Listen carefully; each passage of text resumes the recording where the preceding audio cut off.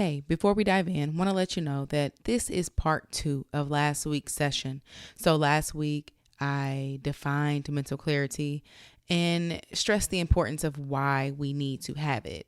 This week, I'm going to give you 10 ways that I use and that you could use in your everyday practice to help you gain it. I also included some really cool resources, one being a time tracker that I have been using. Something you can print off and use in your everyday practice to make sure that you use your time wisely, which is going to definitely impact your mental clarity. So if you want to check that out, go ahead to the show notes, hit the link, download it, and you'll also get a little quick video to show you how I use it. As always, be sure to check out the show notes. I have other resources for you. And with that, let's get started.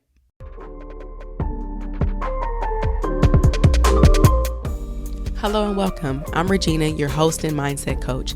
This is the Moms Who Achieve podcast, where we discuss motherhood, mindset, money, and everything in between to equip first-generation change makers with the tools they need to create the lives they want and deserve by managing their minds and taking massive action. I am super ecstatic that you're here, and I'm hopeful that with an open mind, you'll leave with exactly what you came for. Let's go. So I thought that I would leave the 10 things that I am doing right now to increase mental clarity for myself. And hopefully it can encourage you to create your own, maybe follow some of mine, or let me know of things you're doing that I haven't mentioned, because your girl needs some help. Like, I need all the help I can get on keeping my mind clear, keeping my goals right in the center, showing up as my higher self so that I can be that person. And I'm sure that's also the same goals you have. So here are the top 10 things that I am trying to keep forefront of my mind as I move throughout the day. I don't necessarily practice each one each day, and some of them I can practice in the same moment. I really try to simplify things. I'm pressed for time most of the time, so I don't have hours a day to do these things as well as show up in other areas. So sometimes I only do a few of these a day, but I just try to be mindful. Also, these are not in any particular order of importance. All right, so here we are. 1, I check in with my body. How am I feeling? Especially when I start to feel anger or frustration creep up. As an example, last night, my 12-year-old and I were conversing. I think I may have asked her to do something, and she responded back with something that caused my body. I allowed it to cause my body to change, and I tried to be mindful of that feeling, because one of the things I struggle with in parenting, especially my older two, is a lashing out when I'm upset, yelling or getting very aggressive in my tone. I've noticed that before any of that happens, my body always tells me that it's coming. When that happened and I felt the shift in my body, I stopped talking and I just kind of got in tune with my body. Where am I feeling this? What am I feeling? What would I call it? And reminding myself, my inner child, that I am safe. Everything's okay. And this really has helped me. It sounds crazy, but it's helped me to bring me back to center, to bring me back to the current moment of me as an adult woman with a tween child in the moment of what I'm talking about, and that everything is okay, that I'm the only adult in the situation. And again, everything is okay. So be mindful of how your body is feeling. Even in moments where it's feeling really good and you just feel invigorated and energized, know what that feels like. Be in tune with your body. We are not taught to listen to our body, to feel our body. Most of everything we do is outside of our body. We use our words, we communicate with other people. I mean, even sex can sometimes be outside of your body. You're not even present, not even feeling everything there, because we are just very external for some reason. No one talks about how does your body feel when you're mad, when you're sad, when you're frustrated, when you're hurt. So because of that, I check in with my body often. I try to, even when I'm just sitting, like, how do I feel? What does this feel like? And sometimes words can't really express it, but that's not important. It's how am I aware of how I am feeling right now? I pay attention to what triggers me, or I'm aware of it, and when I'm most vulnerable. So, for instance, around 3 or 4 each day, for whatever reason, I get really tired. I'm with my little ones all day. My 12-year-old has decided to be in school, so she will get home around that time, and I have all this like, okay, I'm going to do all this, and when she gets home, we're going to hang. And it's like, no, when she gets home, I want to sleep. By that time, I don't want to talk to anybody. I don't want to do anything. I'm done for the day. And I'm very high energized in the morning, and as the day progresses, I get less of that. So knowing that about myself, when I am able to take a quick nap midday, I do it. So I can show up, a little better, a little more high vibe than if I had not gotten any sleep. I try to be mindful of that when my twin gets home, because I'm super sensitive. I'm tired. I'm irritated. Try to be mindful. Try to just not be doing many things at once so that I can be present for her. Triggers I have, getting cut off. If I'm talking and one of my kids cuts me off, ooh, that's a trigger. So taking a deep breath in that moment, I'm still going to address it. Hey, you cut me off. Please don't do that. But being aware of that trigger so that when it happens, I can hopefully stop myself from lashing out and just communicating in a healthy manner how I'm feeling versus meeting the energy with the same energy, which won't work for any of us. Sometimes when my husband gets home late at night, I'm tired, but there's some important things we may need to talk about. So I may bring up those important things, but just communicate. I'm really tired. I'm not able to really talk about this in depth. Can we talk about it in the morning? So just being mindful of what are my triggers? Where am I most vulnerable? When is it a good time and not a good time to deal with important topics or subjects or discussions? Because I know that showing up as my better and truer and higher self is always going to push relationships further. And in order to do that, I have to be mindful of how my mind and my body works. The third one I have here is being mindful of how I start and end my day. I do work night shift a few days a week, so it kind of throws me off. But for the most part, when I wake up and I do some stretches in the morning, even if it's for 20, 30 seconds, right? While I'm stretching, I have my eyes closed. I'm thanking God for another day. I'm thanking God in advance for the blessing I'm going to be today to other people. Just different words of gratitude, just being grateful for a plethora of things, right? Moving my body a little bit, getting myself ready for the day, and just being mindful of how I want to show up that day. The day goes much better. I think because intention is half of the battle. When I end my day, same. I like to do maybe some yoga, move my body a little bit, get my body ready for sleep, thank my body for what it has done for me that day. I may do a few minutes of meditation. The Insight Timer is an app that I really love. You can use it any time of the day. But they have timers that you can use for meditation or quiet time or whatever, stretching. You can do yoga with the people on there. There's live classes. There's actually groups on there. It's a lot that I haven't discovered, but it's a very, very good app. They have like a daily quote. So just putting my mind in the right place and ending my day in the right space. I also like to be mindful of how I end the day with my loved ones. So physically hugging and touching and kissing if I can, right? Good night, love you. Just ending and starting their day on a positive note as well. And right along with movement, on number 4 is getting some exercise in. Sometimes that could be 20 minutes of yoga, whereas I might even do that with my little ones. They love Cosmic Yoga on YouTube. Our Family's Doing Yoga, I believe, is another channel we watch. Just moving, getting things going and flowing, stretching. And when I find myself midday-ish, likely frustrated, tired, I may just stop what I'm doing and move my body. Even if it's 5-10 jumping jacks, I'm telling you, I might go throw some water on my face. That was a very good, along with some other tips that my conscious parenting coach gave me. When you're frustrated, like just getting out of the space, going to wash your hands, put some water on your face, deep breathing, like just again being in tune with my body. So I do believe that daily exercise is important, even if it's just 10 or 15 minutes. Do a quick walk around the neighborhood. Throw on the YouTube on TV if it's too cold outside.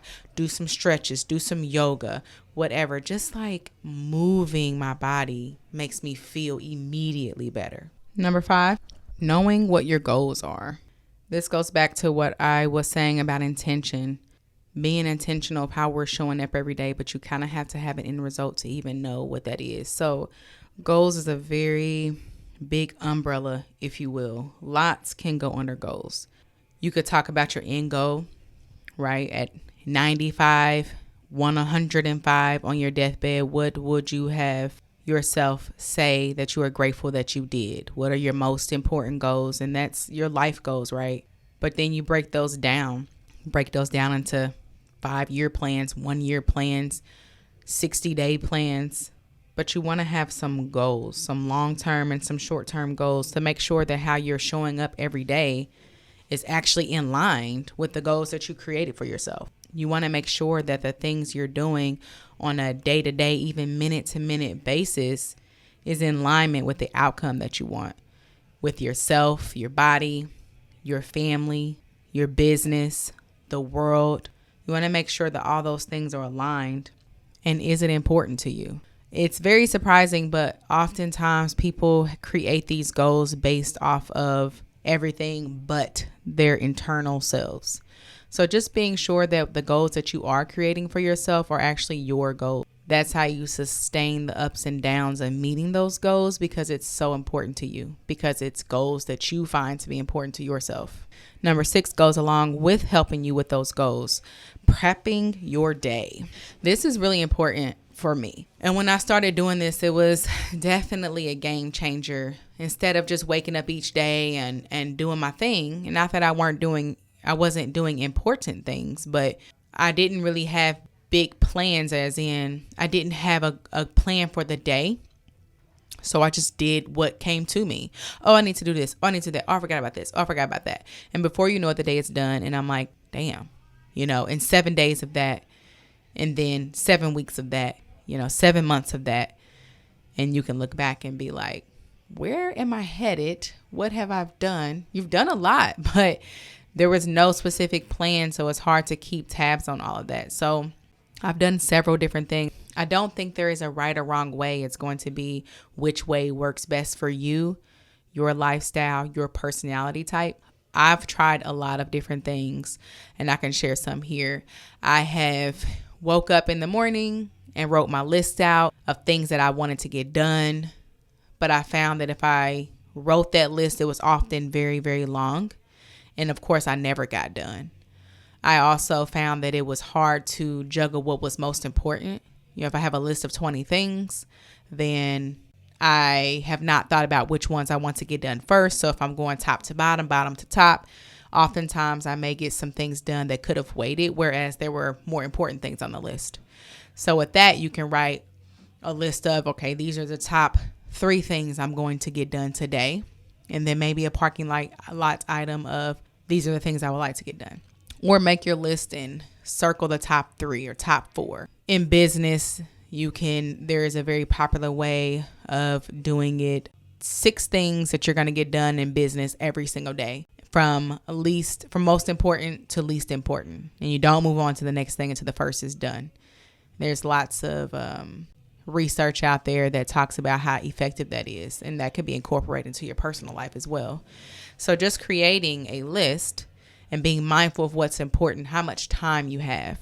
So the lists are very important. I've also done time blocking, which I love as well. All of these I still kind of use in some kind of way. It just kind of depends on the day. It depends on the week. I don't have one set thing that I do every single day. Other than planning, I do plan my day. I do know what I'm doing when I get up. Time blocking is where, you can time block for the entire day. You could time block 4 blocks of the day. So for instance, if I wake up at 6 a.m. and I know my family won't be woken till 8, then I have 2 hours of time blocking I can do. And I may time block by 15-minute increments, where, 6 to 6:15 prayer, 6:15 to 6:30 journaling, 6:30 to 6:45 checking emails.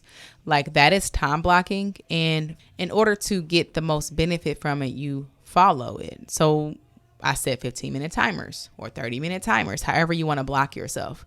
And then you move on to the next thing. People have found that you get so much done when you do it that way, because when you don't have a timer, if you just wake up at 6 and know your kids are going to wake up at 8 and you don't really have a plan for that time, that shit is going to fly by. You're going to be like, fuck, I only checked emails and then I found myself on TikTok for 20 minutes, right? So it's a good way to control what you're doing with the free time you have. Now, from 9 to 12, I may know that, I'm hanging with the kids, and I know that they don't always follow a schedule. So I may not time block, right? And if my toddler goes to bed, takes a nap at 12, then I may time block from 12 to 2, because then I'll allow my 5-year-old to watch TV. And that's my time, again, for the most part, right? So it is definitely going to depend on your availability and what your lifestyle is like. But even like if you know that you work a full day and you can't really time block there, you may time block your break. So if you get a 30-minute break, you may say, I'm going to do this for my 30 minutes and set your timers. You may time block your night when you get home, or you may just time block your days off. But I really encourage everyone to try time blocking. It is amazing. You can time block on paper. I've done it where I've had a notebook and just wrote down the times. You can create a calendar. Google Calendar, I love to use. I've used Google Calendar for my time blocking. So just try different ways. And I'll include some resources in the show notes of the different ways that you can time block. So check them out. The point being is you want to plan out your day, right? So you could even, I've done this too, and I like this, I think more so than many of them, is the night before, kind of look over my day and make sure it's planned ahead. Whether I use time blocking and or a list, I have the time frame. So if I have a meeting, obviously I can't just do that anytime. So I know from 12 to 2 there's a meeting. So some people prefer paper planning, some like electronic. I like them both, but it's hard for me to keep up with the paper, and then it's hard for me to always look at my electronic too. So I kind of do a mixture, trying to find my happy medium there. But regardless of which one you use, you want to know what you're doing. You want to wake up in the morning and already know, this is what I'm doing today, or you're going to waste your day. That's inevitable. So it can be very simple. It does not have to be hard. You can go in the Notes app on your phone. You can, again, use Google Docs, any kind of calendar. There's task apps, Trello, boards, ClickUp. There are all kinds of resources to help you manage your time. Time management is most important. And to be very accurate though, it's more of activity management, because we cannot manage time. So when you wake up, the 5 things you're going to get done, and you make sure you get those done. And the sense of accomplishment in that is beyond amazing. 7, nutrition. This is a struggle for me. I have not had a healthy relationship with food, and I'm moving towards that. And it is a struggle. It's lots of me using my will and discipline and doing what I said that I was going to do, well beyond that feeling still being there. So showing up each day and doing what I said in regards to my nutrition, planning out my meals so that I can reach my health and body goals has been difficult, but it is so important. And it's endless, the amount of benefits. This may be the most important thing, because what we put in our bodies dictates everything else. I noticed that when I have lots of bullshit, sugar, hella bad carbs, I feel awful the next day. That fucks up my entire next day of what I had planned. So nutrition is important for you showing up each day. Your energy level, how you feel in your body, your mental clarity, right? Like, you eating a bunch of bullshit the day before, you might be, I'm tired, and just not be as clear the day after. So making sure you're eating the right foods for your body, vitamins, herbs, drinking your water, super, super important. Number 8, I put hobby. This can be the same as self-care, right? I think that self-care is doing for you what you like to do. That's going to be different for everybody. I like painting. I use Paint by Numbers because I am not a painter. That's my husband. But I got the numbers and I follow the colors, and it's very relaxing for me. So I find time to do that. I love local coffee shops. So it's nothing for me to get up in the morning and go to a coffee shop for several hours, come back refreshed, ready to be present for my family. So finding something that you like to do, it doesn't even have to be something that gets you towards your goals. It could be totally disconnected from your goals. It can be totally disconnected from the goals that you have. It could have nothing to do with that. The only requirement is that it brings you a very good feeling. If that's taking a bath for 2 hours, if that's sitting out in nature for 20 minutes a day, it does not matter. What serves you? It's what is serving you. What do you love to do? Find that. If you have nothing, I suggest 5 minutes a day, writing a list of things that you used to like to do. So oftentimes we get disconnected from childhood, but it's very much still part of us. And just try it. If you used to love to color, get you some adult coloring books or even children coloring books, whatever, right? And do it for 5 minutes a day and see how you feel. See what it does for you. Just try many different things. It doesn't even matter. Find something that you like to do for yourself. 8 is going to be community. A year ago, I probably would have not said this. I have struggled with building friendships, long-lasting friendships and relationships, and being just authentic for a lot of different reasons that I'm sure I'll explore in this podcast. But I'm finding that community is so important. Like, we as human beings thrive off interaction with other human beings. Not every human being. Not every person is my person. Not every person is going to be your person. But there's so many people in this world that you have people. You have a community of women that may not be just like you, but have similar goals, have similar struggles.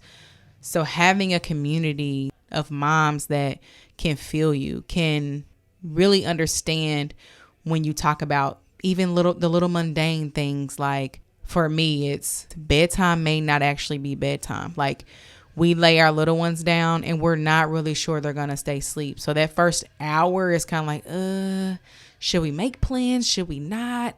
Should we hang out? Should we not? Should we have sex? Should we not? Like, like we got to make sure they're like literally asleep, or else 15 minutes later, Daddy, Mommy, I'm hungry. And it's like just embracing where we are right now, because we know that it will not last. But the point being is like having a community of women that can understand that, like, yes, I remember that, or yes, I'm going through that now, or hey, this is what's working for me. People that, they just get you. And that doesn't have to be 50 million people. That could just be one person if that's your thing. Like, but you need someone that you can talk to, if for no other reason than to talk. And I think also it's important to make sure you have the right community. Many of us have friends, used to have friends, and hopefully are moving away from having friends that do not serve us. A community of women, of moms that just always has been there, but is not really your lighthouse anymore. That's totally fine. We're supposed to grow. Mel Robbins actually posted a podcast about this that was amazing on adult relationships. I'm totally going to leave that in the show notes, because it helps you understand the importance of friendships, but the importance of the right friendships, and the importance of understanding the silly expectations that we put on friendships, and the inability to be honest of, is this serving me? Am I serving them? Because it's just a world of women out there that would love to lift you up in the ways that you need it, and vice versa. So community, so very important.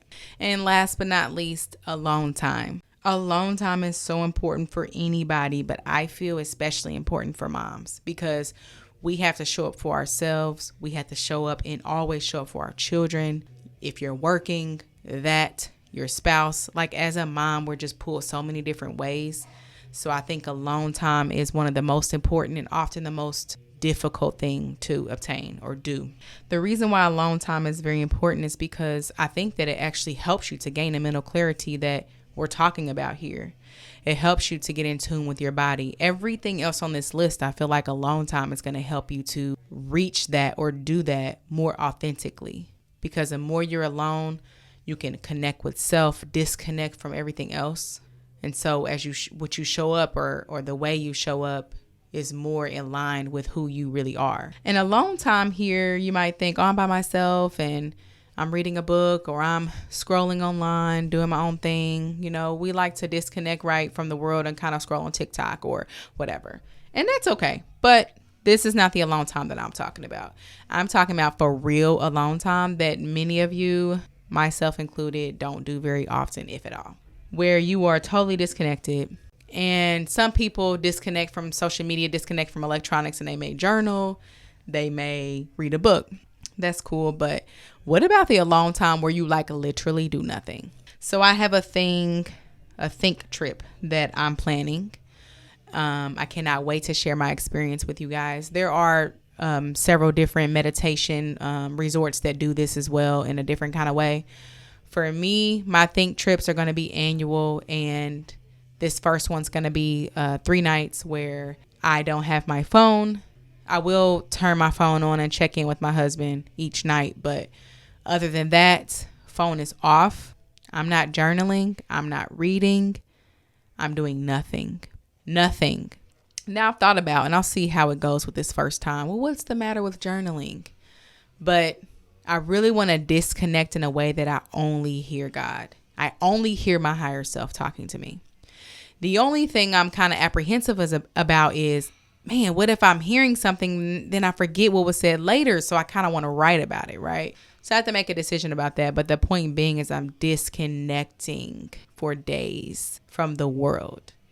And I think this is really important. And it doesn't even have to be days. Obviously, many of us, most of us, can't just do this, go and just leave and disconnect for 3 nights. But what if we found the time, an hour a week, to do nothing? Just sit and hopefully not fall asleep. But literally, like, for real, disconnect, y'all. Like, it doesn't have to be extravagant. It could be 20 minutes a day where you're doing nothing. But this alone time, I think, is most important. And I think it's actually, like I said, going to be the basis of everything else. There's so much clarity in being alone. There's so much that our body already internally knows. But oftentimes we're unable to hear it, and we never will hear it because we're so connected to something, so everything else, whether it be relationships, people, music, sight, sound, whatever, our books, our journals, our phones. Like, if we could set aside a few minutes a day of doing nothing, which some will call meditation, right? I think that we will have the most clarity that way because we're disconnected from everything else. So we must only hear from ourselves, God, right? So those are my 10 suggestions on how to obtain mental clarity. These are ongoing things. These are things that I'm working on, and this list may evolve over time.